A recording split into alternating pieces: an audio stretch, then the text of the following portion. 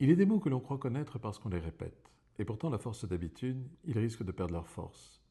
Liberté, égalité, fraternité ne sont pas une devise décorative, ce sont les fondations mêmes de la République.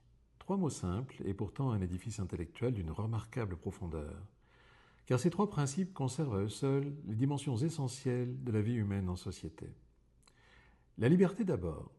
Elle est ce qui permet à chaque individu d'exister pleinement, liberté de penser, de croire, de s'exprimer, de créer, d'entreprendre. Sans elle, il n'y a que le silence, la contrainte et la stagnation. La liberté protège l'individu contre le pouvoir.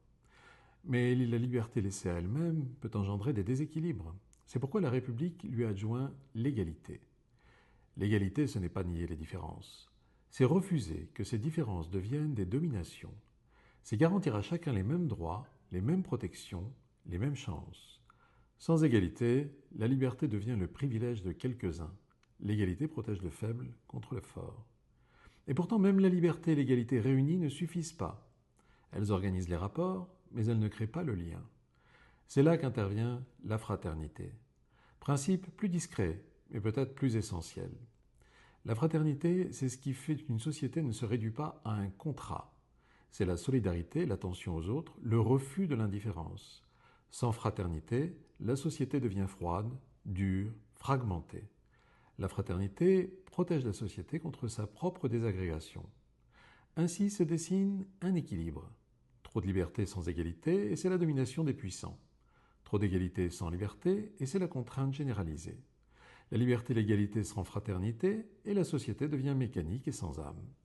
La fraternité sans la liberté, et le collectif peut devenir oppressif. Cette triade n'est pas un hasard, elle est une architecture, un système d'équilibre presque mathématique, où chaque principe corrige, complète et limite les autres.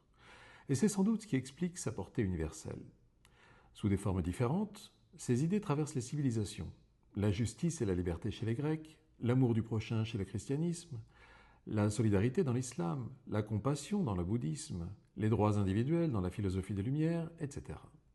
Ces principes ne sont pas seulement français, ils répondent à des besoins profondément humains. Mais soyons lucides, cette triade, aussi puissante soit-elle, n'épuise pas tout. Elle ne dit pas tout de la vérité, de la raison, de la responsabilité, de la paix, ni de notre rapport à l'avenir et à la nature. Une société peut être libre et égalitaire et pourtant se tromper. Elle peut être fraternelle et pourtant inefficace. Elle peut être libre et compromettre son propre avenir. C'est pourquoi ces principes doivent être prolongés, éclairés et complétés. Mais ils demeurent un socle d'une rare densité, un noyau presque optimal pour organiser une société juste et humaine. Et c'est là sans doute la singularité de la République française. Avoir su formuler, en trois mots, une ambition politique qui dépasse les époques, les cultures et les circonstances.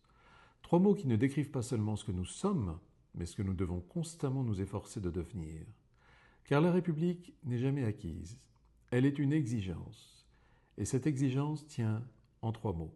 Liberté, égalité, fraternité.